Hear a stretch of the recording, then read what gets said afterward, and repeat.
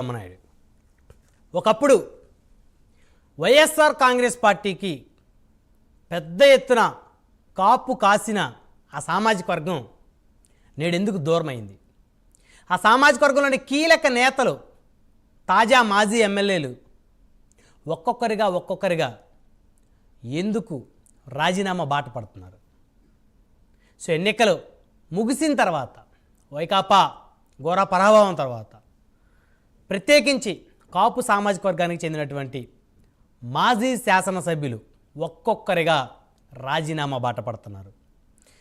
మొన్న మాజీ ఎమ్మెల్యే కిలారి రోసయ్య, నిన్న పిఠాపురం మాజీ ఎమ్మెల్యే పెండెం దొరబాబు, నేడు ఏలూరు మాజీ ఎమ్మెల్యే, మాజీ డిప్యూటీ సీఎం ఆళ్ళ నాని ఆ పార్టీకి రాజీనామా చేశారు. అంటే వైఎస్ఆర్ కాంగ్రెస్ పార్టీలో కేవలం ఒక సామాజిక వర్గానికే పెత్తనమా? ఒక వర్గానిదే ఆధిపత్యమా? సో మిగతా వర్గాలని ఆ పార్టీ పట్టించుకోలేదనేటువంటి అభిప్రాయమా?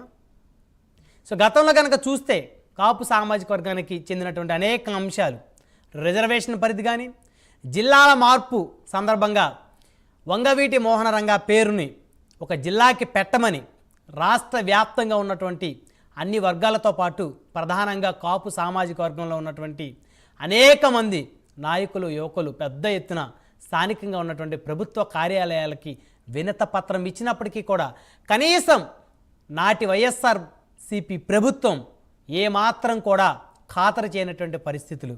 సో అవన్నీ వెరిసి జనసేన ప్రభావంతో కూటమి భారీ మెజార్టీని సాధించిన పరిస్థితి, వైఎస్ఆర్ కాంగ్రెస్ పార్టీ ప్రతిపక్ష హోదా కూడా కోల్పోయిన పరిస్థితి. అయితే ఇక వైఎస్ఆర్ కాంగ్రెస్ పార్టీలో కాపు నేతలకి ఎలాంటి ప్రాధాన్యత లేదు అనేటువంటి ఒక అభిప్రాయానికి వచ్చారా? అందుకే ఒక్కొక్కరిగా వరుసబెట్టి మూకుమ్మడి రాజీనామాలకు సిద్ధమయ్యారా అనే అంశాలు చర్చిద్దాం. వైసీపీకి కాపు నేతలు మూకుమ్మడి రాజీనామాలు, ఇదే ఇవాళ ప్రైమ్ డిబేట్. ఈ ప్రైమ్ డిబేట్లో మనతో పాల్గొనడం కోసం శేఖర్ రెడ్డి గారు, వైఎస్ఆర్ కాంగ్రెస్ పార్టీ నాయకులు, మనతోటి జూమ్ కాల్ అందుబాటులో ఉన్నారు. అదేవిధంగా సెంగళూరు శాంతిప్రసాద్ గారు, జనసేన పార్టీ సీనియర్ నాయకులు, సీనియర్ అడ్వకేట్, మనతోటి జూమ్ కాల్ అందుబాటులో ఉన్నారు. అదేవిధంగా బుల్లెట్ ధర్మారావు గారు, రాధారంగ మిత్రమండలి రాష్ట్ర అధ్యక్షులు, మనతో జూమ్ కాల్ అందుబాటులో ఉన్నారు. అదేవిధంగా లక్ష్మణ్ గారు, కాపు నాయకులు, మరికొద్దిసేపట్లో వారు కూడా జూమ్ కాల్లో జాయిన్ అవుతారు. రైట్, ముందుగా శేఖర్ రెడ్డి గారితో మాట్లాడదాం. శేఖర్ రెడ్డి గారు, good evening sir. Good evening Brahmanaidu గారు, మీకు అలాగే శాంతి ప్రసాద్ అన్నకి, ఇంకా రాధారంగ మిత్రమండలి మిత్రులకి, ప్రైమ్ 9 టీవీ వీక్షకులందరికీ కూడా శుభ సాయంత్రం అండి. సో ఏ సామాజిక వర్గం అయితే గత ఎన్నికల్లో పెద్ద ఎత్తున కాపు కాసిందో అదే సామాజిక వర్గం గత ఎన్నికల్లో మరి 2019లో కాపు కాసిన ఆ సామాజిక వర్గం 24లో ఆశించిన మేర వారి ఓట్లు పడలేదనేటువంటి ఒక అభిప్రాయం అయితే వైకాపా అయితే ఖచ్చితంగా ఉంది.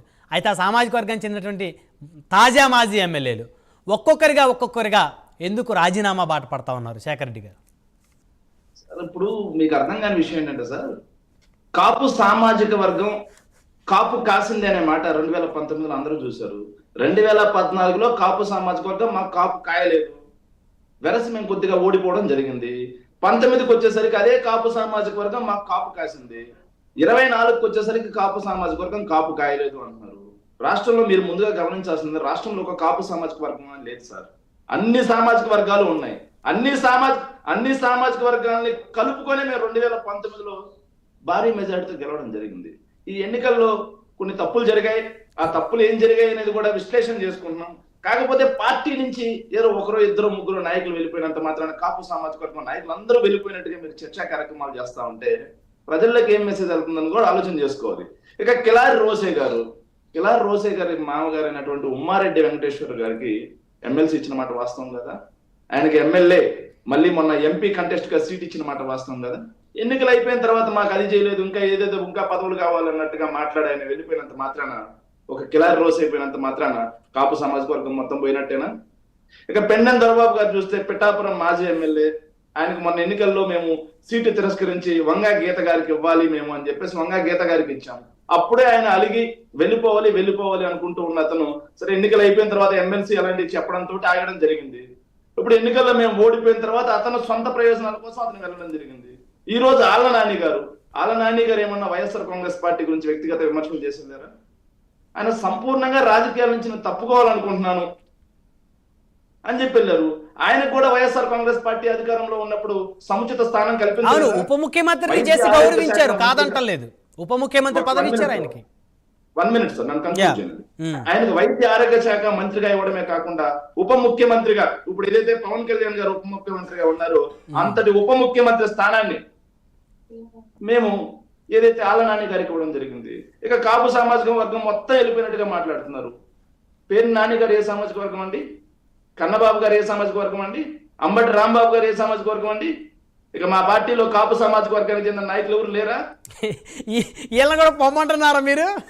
లేరా? మేము పొమ్మనట్లేదండి, ఎవరు లేరు, ఒక్కొక్కరుగా సర్దుకుంటున్నారంటే వీళ్ళు ఏ సామాజిక వర్గం? వాళ్ళు లేరా వైఎస్ఆర్ కాంగ్రెస్? నెక్స్ట్ ఇలా వంతు వచ్చిందేమో శేఖర్ రెడ్డి గారు ఎవరు చూశారు?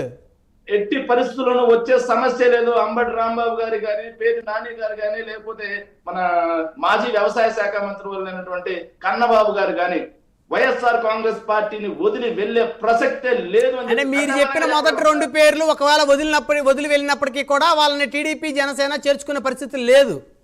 వదిలి వెళ్లాల్సిన అవసరం ఏంటి సార్? వదిలి వెళ్లాల్సిన అవసరం ఏంటి?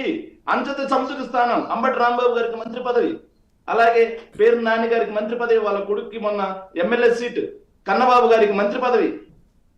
ఇంత సముచిత స్థానం ఇచ్చి కాపులని గుండెల్లో పెట్టుకుంది వైఎస్ఆర్ కాంగ్రెస్ పార్టీ. కాపులకి ఎంతమందికి మినిస్ట్రీలు ఇచ్చింది వైఎస్ఆర్ కాంగ్రెస్ పార్టీ? కాపులకి ఏ స్థాయిలో సంక్షేమం చేసింది వైఎస్ఆర్ కాంగ్రెస్ పార్టీ? సో వాళ్ళ వ్యక్తిగత కారణాల వల్ల, లేకపోతే వాళ్ళ స్వలాభాల కోసం అధికారంలో ఉన్నప్పుడు అధికారాన్ని అడ్డు పెట్టుకొని అధికారాన్ని చెలాయించి నేడు అధికారం లేదని వెళ్ళిపోయే 1-2 వల్ల కాపు సామాజిక వర్గం మొత్తం వైఎస్ఆర్ కాంగ్రెస్ పార్టీకి దూరం అయిపోద్ది అనే ధోరణి సరైన ధోరణి కాదు సార్. సో ఇక రాజీనామాలు ఆగుతాయి అంటారా? రాజీనామాలు ఆగుతాయా అంటే ఒక విషయం అండి. ఇప్పుడు చంద్రబాబు నాయుడు గారు 2019లో ఓడిపోయిన తర్వాత, 2019లో పవన్ కళ్యాణ్ గారు ఓడిపోయిన తర్వాత జనసేన నుంచి ఎన్ని వలసలు వచ్చాయి ఇటు సైడ్కి? టీడీపీ నుంచి ఎన్ని వలసలు వైఎస్ఆర్ కాంగ్రెస్ పార్టీలోకి వచ్చినాయి? అదే సామాజిక వర్గానికి చెందిన వాళ్ళు రాలేదా? అంత మాత్రాన సామాజిక వర్గం మొత్తం చంద్రబాబు నాయుడు వదిలేసినట్టేనా? సో ఇవి కూడా గమనించాలి. రాజకీయాల్లో నేడు ఉన్నటువంటి దాన్ని చూసి సామాజిక వర్గం మొత్తం దూరం అయిపోయింది, నాయకులు మొత్తం దూరం అయిపోయింది అనేది కాదండి. అంటే ఇక్కడ శేఖర్ రెడ్డి గారు చిన్న ఈక్వేషన్ చెప్తాను నేను. జగన్మోహన్ రెడ్డి గారు ముఖ్యమంత్రి అవడానికి, ప్రతిపక్ష నేతగా ముఖ్యమంత్రిగా ఆయన ఎదగటానికి అన్ని సామాజిక వర్గాలకు అన్ని వర్గాలు ఆయనకు తోడ్పడబట్టి ఆయన ముఖ్యమంత్రి అయ్యారు. ఒక్క రెడ్ల వల్ల, కాపుల వల్ల, కమ్మల వల్ల, దళితుల వల్ల చెప్పేది. అయితే నేనేమంటానంటే కమ్మ సామాజిక వర్గం దాదాపుగా జగన్మోహన్ రెడ్డి గారిని వదిలి వెళ్ళిపోయింది. ఓటర్లు, నాయకులు ఉంటే ఉండొచ్చు, కొడాల నాని గారు, వల్లభనేని వంశీ గారు, ఇప్పుడు వాళ్ళు ఎక్కడున్నారో తెలియదు. అయితే ఓటర్లు అయితే వెళ్ళిపోయారు ఖచ్చితంగా. సో నెక్స్ట్ మైనార్టీ నుంచి ఒక్క ఎమ్మెల్యే కూడా గెలవలేదు. అంటే వాళ్ళు 50% జగన్మోహన్ రెడ్డి గారితో ఉన్నప్పటికీ 50% వాళ్ళు వెళ్ళిపోయారు. సో ఇప్పుడు కాపులు వంతు వచ్చింది. మొదటి నుంచి కూడా రాజశేఖర రెడ్డి దగ్గర నుంచి కూడా అంటి పెట్టుకొని ఉన్నారు. 2019లో పవన్ కళ్యాణ్ గారికి ఓవరాల్గా పడ్డ ఓట్లే 18 నుంచి 19 లక్షలు. కాపు సామాజిక వర్గం దాదాపు 60 నుంచి 70 లక్షల ఓట్లు ఉన్నాయి. వైఎస్ఆర్ కాంగ్రెస్ పార్టీకి గుంపుగా ఓట్లు పడ్డటువంటి మాట వాస్తవం. ఇప్పుడు వారు కూడా వెళ్ళిపోతా ఉన్నారు. ఇట్లా ఒక్కొక్క సామాజిక వర్గం జగన్మోహన్ రెడ్డి గారిని వదిలేసి వెళ్ళిపోతే రేపొద్దున ఈ 11 సీట్లు ఇంకా ముందుకు వెళ్ళే పరిస్థితి ఏమేరుకుంటుంది అనేది. సార్ వైఎస్ఆర్ కాంగ్రెస్ పార్టీ మొదలైంది ఒక ఎమ్మెల్యే, ఒక ఎంపీ తోటి. మళ్ళీ అక్కడికే వచ్చిందా? వినండి సార్, ఒక ఎమ్మెల్యే, ఒక ఎంపీ తోటి వైఎస్ఆర్ కాంగ్రెస్ పార్టీ మొదలైంది. ఓకే. తర్వాత మేము 18 సీట్లలో 16 సీట్లు గెలవడం జరిగింది. తర్వాత 67 సీట్లు గెలిచాం. అందులో 23 మందిని కొన్న రోజు కూడా మీరంతా మాట్లాడారు ఇదే మాట. మీడియా కార్యక్రమాల్లో చర్చలు పెట్టారు. వైఎస్ఆర్ కాంగ్రెస్ పార్టీ పని అయిపోయింది, జగన్మోహన్ రెడ్డి గారితో ఏ నాయకుడు ఉండట్లేదు, అందరూ వెళ్ళిపోతున్నారు, జగన్మోహన్ రెడ్డి గారి వైఖరి నచ్చట్లేదేమో, ఇక వైఎస్ఆర్ కాంగ్రెస్ పార్టీని కాంగ్రెస్ లో విలీనం చేయడమే అని చెప్పేసి నాడు ఇదే చర్చా కార్యక్రమంలో నడిపించడం జరిగింది. కానీ 2019 వచ్చేసరికి ఏమైందండి? 151, 22, 11 రాజ్యసభ ఎంపీలు. సో ఈ రోజు తాత్కాలికంగా రాజకీయాల్లో గెలుపు ఓటమి సహజ. ఈ రోజు ఓడిపోయి ఉండొచ్చు, కానీ 2029కి అన్ని సామాజిక వర్గాలను కలగలుపుకొని మళ్ళీ మేము పోటీకి వెళ్తాం. దాంట్లో తప్పేంది? ఎవరో 1-2 నాయకులు వెళ్ళిపోయినంత మాత్రం సామాజిక వర్గం మొత్తం వెళ్ళిపోయినట్టు కాదు. 2019 ఎన్నికలకు ముందు కూడా ఏదైతే వంగవీటి రాధా గారు వైఎస్ఆర్ కాంగ్రెస్ పార్టీని వదిలి వెళ్ళగానే కాపు సామాజిక వర్గం మొత్తం దూరం అయిపోయింది అన్నారు. ఏమైందండి? కాపు సామాజిక వర్గం మొత్తం గంపగుత్తుగా వైఎస్ఆర్ కాంగ్రెస్ పార్టీకి అండగా నిలబడింది ఆ రోజు. అండగా నిలబడింది ఆ రోజు. అవును. ఈ ఎన్నికల్లో సామాజిక వర్గాల గురించి నేను మాట్లాడినండి. ఈ ఎన్నికల్లో కేవలం తెలుగుదేశం పార్టీ, జనసేన ఇచ్చిన తప్పుడు హామీలను నమ్మారు, వాళ్ళు చేసిన తప్పుడు ప్రచారాన్ని నమ్మారు. అంటే ఆ హామీలు తప్పుడు అనకూడదు శేఖర్ రెడ్డి గారు. ఒకవేళ మీరు అంటే అబద్ధ హామీలు ఇచ్చారేమో అనండి. ఒకవేళ వాళ్ళు అమలు చేయకపోతే మీరు ఆ మాట అనొచ్చు కానీ హామీ తప్పుడు అనకూడదు. అబద్ధపు హామీలు అంటే అబద్ధపు హామీలు కాదు సార్, తప్పుడు